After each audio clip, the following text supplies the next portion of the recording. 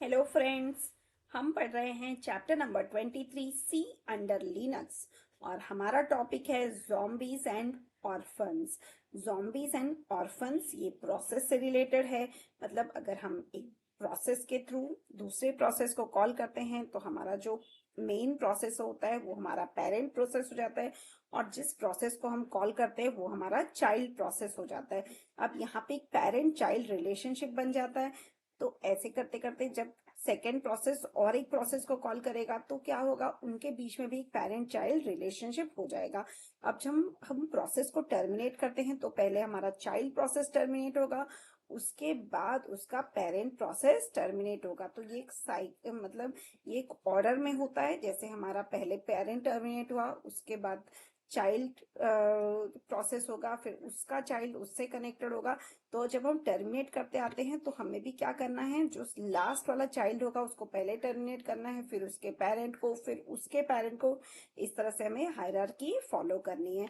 तो अगर हमने ये हायरार्की नहीं फॉलो की और या फिर हमने जो पेरेंट प्रोसेस है उसको पहले टर्मिनेट कर दिया तो क्या प्रॉब्लम होगा, उसमें आ जाएगा प्रॉब्लम ऑफ zombies एंड ऑर्फेन्स। तो ये वाला प्रॉब्लम वहां पे क्रिएट हो जाएगा। हर एक प्रोसेस का जो इंफॉर्मेशन है वो हमारा स्टोर होता है प्रोसेस टेबल में। बट बाई चांस ऐसा हो गया कि चाइल्ड प्रोसेस रनिंग है और पेरेंट प्रोसेस टर्मिनेट हो गया, तो वो जो होता है वो प्रोसेस हमारा जॉम्बी बन जाता है, क्योंकि उसका पेरेंट नहीं है, वो चाइल्ड प्रोसेस एग्जीक्यूट हो रहा है, तो वो एक ऑर्फन प्रोसेस की तरह हो जाता है। वो प्रोसेस का कोई पेरेंट नहीं होता है। तो जब वो प्रोसेस कंप्लीट हो जाएगा तो उसे किसको वैल्यू रिटर्न करनी है वो समझ में नहीं आता, बिकॉज वो पेरेंट है प्रोसेस है, वो ऑलरेडी टर्मिनेट हो चुका है। तो ऐसे हमारे पास दो अलग अलग पॉसिबिलिटी से है। पहला है कि child terminates earlier than the parent. तो ये तो बहुत ही रेगुलर सिचुएशन है जहाँ पे till the time parent does not query the exit code of the terminated child, the entry of the child process would continue to exist। मतलब अगर हमारा जो चाइल्ड प्रोसेस है वो टर्मिनेट हो गया बट पेरेंट ने उसका जो एंट्री है उसको अगर टर्मिनेट नहीं किया तो वो एक जॉम्बी प्रोसेस की तरह वहां पे रहेगा। तो ये जो लिनक्स टर्मिनोलॉजी में हम उसे क्या बोलते हैं, जॉम्बी प्रोसेस। क्योंकि हमारा जो चाइल्ड है वो टर्मिनेट हो चुका है बट उसकी एंट्री वहां पे टर्मिनेट नहीं हुई है। इसका मतलब हम ये बोल सकते हैं कि हमारा प्रोसेस आईडी डिस्प्ले हो रहा है बट उससे रिलेटेड कोई प्रोसेस एग्जिस्ट नहीं करता है, तो हम उसे बोलेंगे ज़ॉम्बी प्रोसेस। अब हमारा जो दूसरा सिचुएशन है वो देख लेते हैं, जहाँ पे parent process is terminated earlier than the child process. मतलब चाइल्ड प्रोसेस एग्जीक्यूट हो रहा है तब तक जो पेरेंट प्रोसेस है वो टर्मिनेट हो गया। तो इन दिस केस क्या हो जाएगा, जो चाइल्ड प्रोसेस है वो अब एक ऑर्फन जैसा हो जाएगा, क्योंकि उसका जो वो प्रोसेस एग्जीक्यूट कर रहा है बट उसका पेरेंट प्रोसेस है ही नहीं, तो वो एक ऑर्फन प्रोसेस हो गया। अब इसमें क्या होता है, हमें प्रॉपर क्लीन अप करना बहुत जरूरी है प्रोसेस टेबल को। तो एक इनिट प्रोसेस करके एक फंक्शन है, this would adopt it and when its execution is over, init would query the process table to clean up the entry of the child process। मतलब अगर पेरेंट ऑलरेडी टर्मिनेट हो चुका है तो init process will adopt this child process और ये क्या करेगा, जैसे ही चाइल्ड का प्रोसेस कंप्लीट हो जाएगा तो ये प्रोसेस टेबल में जाकर उसकी जो एंट्रीज होती है उसको क्लीन अप कर देगा। तो इस तरह से क्या होगा, जॉम्बी प्रोसेस, चाइल्ड का जो जॉम्बी प्रोसेस है वो नहीं बनेगा। तो zombies एंड ऑर्फन्स ये एक बहुत ही इंटरेस्टिंग कॉन्सेप्ट है ऑपरेटिंग सिस्टम में। तो आप इसको एक बार जरूर पढ़िए बुक से, लेटर सी, जो बहुत ही इंटरेस्टिंग बुक है जिसमें अच्छे से एक्सप्लेन किया हुआ है कि what is orphan process, what is zombie process. और ये हम जब प्रोग्राम्स को एग्जीक्यूट करते जाते हैं तो ऑटोमेटिकली ये zombies एंड ऑर्फन्स क्रिएट हो जाते हैं।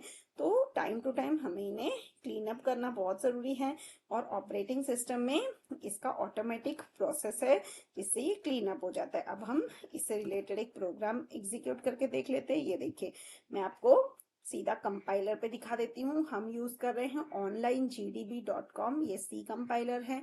अब इसमें हम 3 हेडर फाइल्स इंक्लूड करेंगे। एक हो गया stdio.h, दूसरा unistd.h और तीसरा हेडर फाइल है sys/wait.h। तो ये 3 हेडर फाइल्स हम इंक्लूड करेंगे। फिर हमें लिखना है int main। अब हम एक अनसाइंड इंटीजर लेंगे, अनसाइंड int इक्वल टू 0।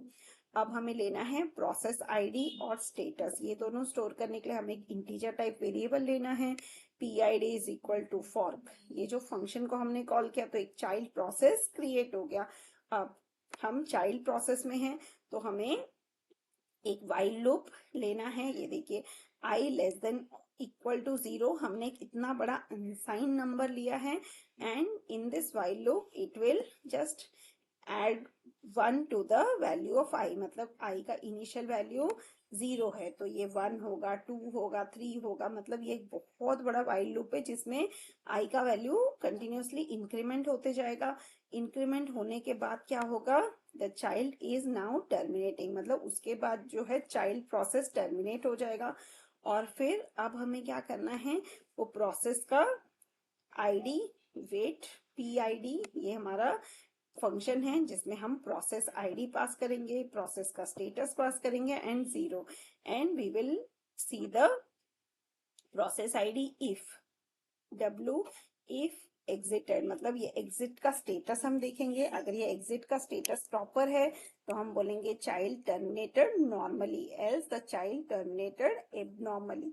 अब हम इस प्रोग्राम को एग्जीक्यूट कर देते हैं। ये देखिए जैसे ही हम इस प्रोग्राम को एग्जीक्यूट करेंगे तो ये वाइल लूप थोड़े टाइम के लिए रन होगा, तो इसको टाइम लगेगा बिकॉज हमने बहुत बड़ा काउंटर दिया है, तो ये काउंटर वेरिएबल एग्जीक्यूट होगा।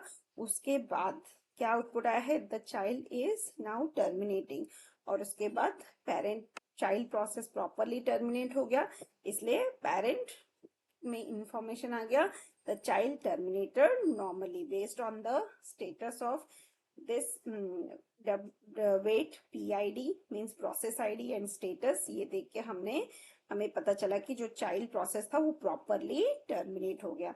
सो I hope this practical was interesting. Thank you.